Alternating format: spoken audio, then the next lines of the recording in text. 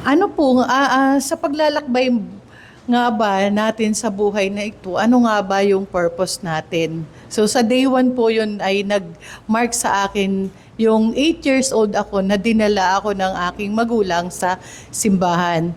Pero the same magulang po na nagdala sa akin sa simbahan ng isang beses, though they love me so much, pero ewan ko ba bakit tayo ganon yung laging reaction natin sa magulang natin na we hate them.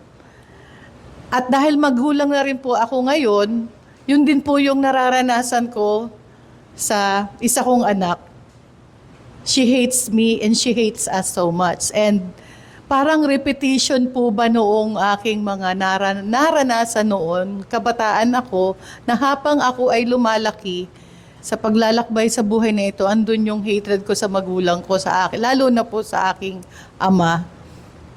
Kasi po kami ay lumaki na talaga pong nagsusurvive lang din at nagsisikap ang mga magulang ko na kami ay mapag-aral.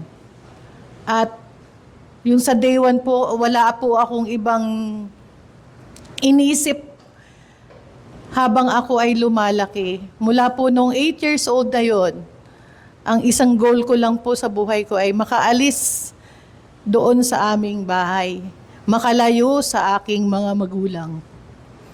At pag ako ay naging successful na, ako ay hindi na babalik sa kanila.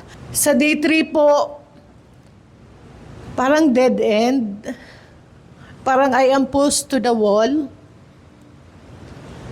Parang nag-flashback lahat po ng hatred ko. And yan nga po, nandito na ako, na ang bilis ng panahon, may sarili na akong pamilya. Ang trabaho, napakabilis din. Parang wala ka ng panahon sa pag-aaral ng salita ng Diyos, parang natatapos na lang. Routine.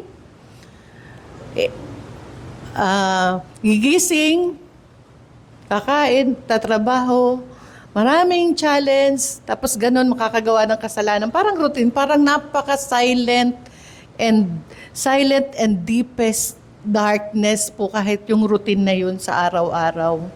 At patuloy po na accumulate yung mga katanungan na, yun nga po yung ako yung makasalanang tao at paano pa ako makakalapit sa Panginoon? Araw-araw naman ako nagkakasala. I know there is hell. At parang yun nga po yung nag-share kanina dito na parang unti-unti ko na rin pong ina-accept na papunta na nga rin ako sa impyerno.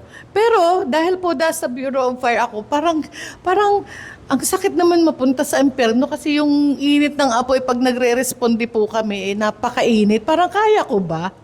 Parang yun po yung isang tanong ko sa sarili ko, kakayanin ko ba doon sa impyerno? At pati yung aking mga anak ay mapunta doon, napakainit talaga. Kasi yun nga pong pag nagre-responde kami, dapat ma-extinguish namin kaagad yung apoy. Pero doon hindi namamatay ang apoy. Dito po sa day 4, yun po yung nga, natabos po ang aking kasalanan. Na-realize ko din dito po sa conference na napakabuti po ng Panginoon kasi sabi niya sa Isaiah 44:22, manumbalik ka sa akin sapagkat tinubos kita. Sabi nga po sa John 8:10, at umunat si Jesus at sa kanya'y sinabi, babae, saan sila nagroroon?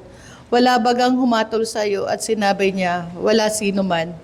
Walang sino man, Panginoon. At sinabi ni Jesus, ako man ay hindi rin hahatol sa iyo, humayo ka ng iyong lakad, mula ngayon huwag ka nang magkasala. So itong dalawang Bible verse po na ito po yung pinakamalinaw sa akin sa conference na ito na tinabos na po ng Lord ang aking, sa blood of Jesus, ang aking mga napakaraming kasalanan at kadiliman. At ang pinaka-challenge po sa akin yung patuloy na uminom ng gatas ng milk na sinasabi kanina na Word of God. At nawaloobin po ng Lord na makarating din po dito ang aking family.